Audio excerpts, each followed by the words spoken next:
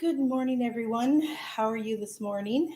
I'm having my celery juice this morning while I bring this subject to everyone's attention. Um, the subject is judgment. And I got to tell you that when the Lord was dealing with me on this one, um, I was not a willing student.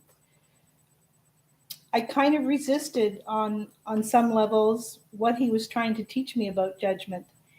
And basically what he showed me is that um, only God can judge. As a matter of fact, it tells us in John 3:17, it says, God did not send his son into the world to condemn the world, but that the world through him might be saved. And then later on in John 12:47, Jesus tells the disciples, I did not come to judge the world, but to save the world. So if Jesus didn't judge, then who are we to judge? And so, as I say, the Lord's been working with me on this and dealing with me on this subject for a little while now.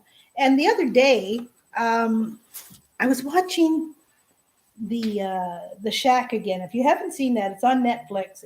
It's a really excellent movie. It's about redemption and forgiveness and love. And it's a story of this man. He takes his kids on a camping trip, and his youngest daughter, while he's busy saving his son from drowning, his youngest daughter is abducted and eventually killed.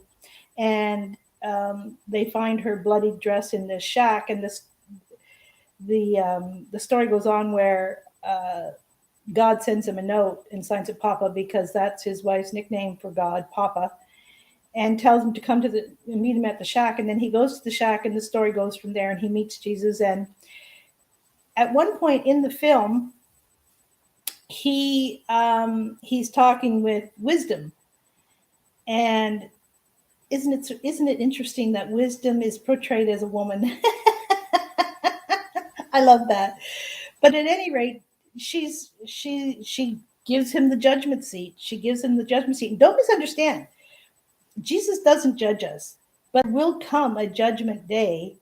And on that day, we will be judged by God for our time here on earth. And just one second, those flowers behind me, aren't they so pretty? I'm sorry to get distracted, but those spring flowers are so beautiful. And the neighbors gave them to us because they'd been doing some renovations, and they thanked us for being so cooperative and not complaining about the noise that went on for 3 weeks. And to tell you the truth, it was hardly discernible. We'd hear it a little bit once in a while, but it certainly wasn't disruptive. But they came and gave us these lovely flowers. Now that is what we're supposed to be. That is an example of what we're supposed to be. We're supposed to be love, but we'll get to that in a minute. I'm talking about judgment right now, and how the Lord has been dealing with that on that topic with me. I'm just going to close this blind, because I think the light is kind of throwing things off. So hang on one second. I'll come back. I haven't learned yet how to edit these, and until I do, you get it raw. Until I learn how to edit, you get it raw, you get it live. Well, that's better. So at any rate, she puts him in the judgment seat, because he said, how could God be so cruel and take his daughter? And then Wisdom was talking about how the abductor, the murderer, was also a child of God. And because Mac, the father, wanted to know why God wasn't judging him. Why didn't he put a judgment on the murderer rather than his daughter? And Wisdom said that, he's a child of God as well. And Mac's argument was, but he did wrong. He did something horrible. He took my daughter and he killed her. And he probably tormented her. Back to my celery juice. And so Wisdom says, okay, go ahead. You be the judge. And she shows him his other two children. And she tells him, one of your children can go to heaven, and one of your children must go to hell. Choose which one. And he's like, I can't do that. And she says, choose. And he said, but that's not fair. And so what it boiled down to is that we expect God, who is a loving father, as Mac is a loving father, to choose which of his children did the greatest crime and be deserving of the punishment, of severe punishment. And so this is what the Lord's kind of been dealing with me on, is who am I? Who are any of us to judge? It comes down to our God complex. We think we're God. We think we can judge someone. We don't like what our neighbor's doing, so we judge it. We have no idea the motivation behind it. We have no idea the whole picture, and yet we judge based on what we've seen. A relative makes us angry because they don't put something back the way we think they should put it back. And so we judge them. We judge them as incompetent or careless or not caring.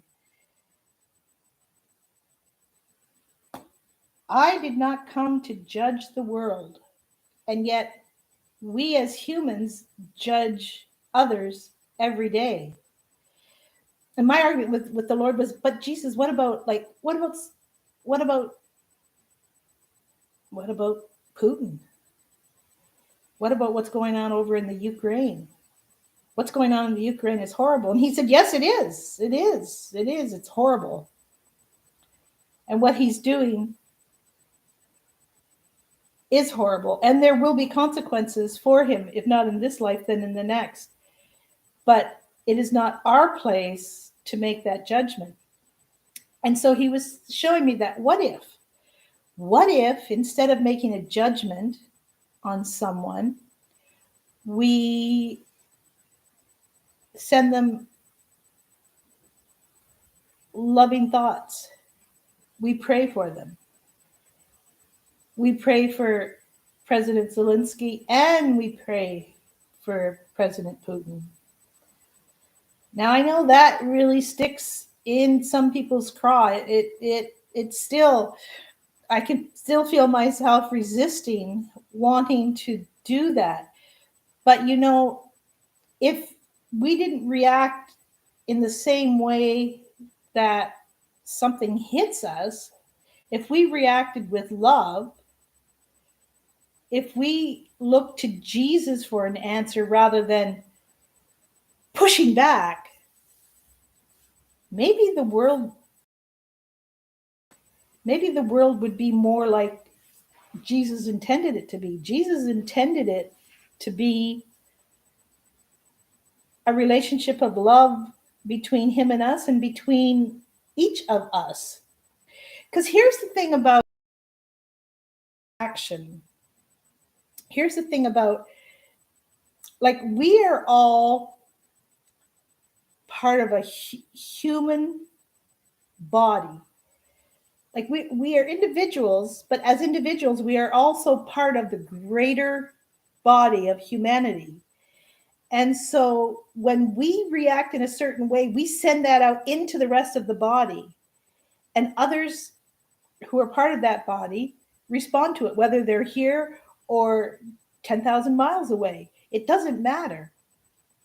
When we stub our toe, we feel it in more than our toe, and our whole body reacts to that stubbing. So when we react to violence with violence, we are perpetuating that response around the world. Why not try love? Why not try praying for those who we know? I'm not saying that what's going on is not wrong. It is so wrong. It is so wrong. None of us have the right to take the life of another, especially innocents. And yet we do. But everybody's redeemable. Because remember Saul in Acts 9? He encountered Jesus on the road to Damascus. And Saul was killing and persecuting Christians like crazy. He was, the biblical Hitler of the day. He was killing Christians. He was on his way to punish the disciples. He was looking for the disciples to kill them. He just was filled with anger and murder. And God met him on the road to Damascus in a bright light and said, Saul, Saul, why are you persecuting me? And from that day forward, Paul became Paul, and one of the greatest orators of Jesus and the love that he has for us and the redemption he wanted to bring to us. Because we were talking about there in John 3:17 how it said God did not send his son to judge the world or to condemn it, but to save it. And just before that, it tells us that God so loved the world that he gave his only begotten son. Now, that is pure love. And it's funny, all the quotes that I have today mostly come from John. In 1 John 4:18, it talks about fear. It said, there is no fear in love, but perfect love casts out fear. Anger and violence is often rooted in fear of not having enough, fear of wanting more and not knowing how to get it, fear of our neighbor hurting us, fear of our neighbor taking something that is ours, fear of a wrong, whether real or imagined, creates anger, which can lead to violence. So when it comes to judgment, we have to consider, are we so perfect that we have the right to judge? Are we so? Matthew chapter 7, it just starts out, it says, judge not that you not be judged. For with what judgment you judge, you will be judged. Now, that's kind of scary when you think about it. Because haven't we all done something we could be judged on? Pretty scary stuff. And it makes you wonder, who are we to judge? What if we just, instead of reacting to a wrong or to violence or to anger, what if we reacted with love? What if we instead of getting angry in return, we just prayed for that person, or we just told them that, I'm sorry, I'm wrong, I was wrong, please forgive me. Do you know what that sentence alone can best in your life, in the life of the people around you? So I think when it comes to judgment, we need to be very, very careful. And we need to put aside our God complex on that topic, because we are not God. And we are in no position to judge others. And we have to remember that Judgment Day will come. And when that day comes, are we so sure that we won't be deserving of a punishment we don't want to endure? So I'm gonna leave that with you, folks. I'm gonna leave that with you. Because it's such a thorny, as I said, subject. It's a tough subject to think that, but because like I was always like with the Lord, like, but what about? And He'd say, no, no, no. He did not come to judge the world, but to save the world. So if He's not going to judge, then maybe we should learn to stop ourselves when we go to judge. Maybe we should just stop ourselves and ask for the Lord's forgiveness on that, and then just send. Can you imagine if everyone in the world right now sent feelings of love and peace to the Ukraine and Russia? I'll bet you it'd be a different world, because the Lord did give us dominion over all the earth. And so I know there are Christians who are saying, well, why isn't God doing something about this? Why isn't God intervening? But God gave us a free will, and He gave us dominion over the earth. So God is such a wonderful and loving Father. He will not impose His feelings, His desires on us when it comes to the world and the world events. We have control over that. And if everyone in the world started sending love and peace feelings to that war-torn area, then God would have an opening to do something. We would be allowing Him to do the things we want Him to do. But there's too many of us who are indifferent, and too many of us who say, yeah, he's right, or yeah, the other one's right. Who are we to say who's right? And trust me, that is not easy to say. That is not easy to embrace. So that's why we look to Jesus and let the love of Jesus envelop the world,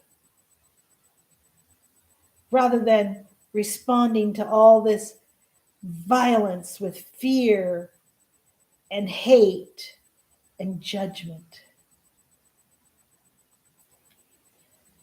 I know it's a thorny one. I know I'm probably going to get some pushback on it, but think about it. Pray about it. Talk to Jesus about it. He loves to hear from us. So I'll leave you with that for today and wish you a blessed and joyful day. Bye for now.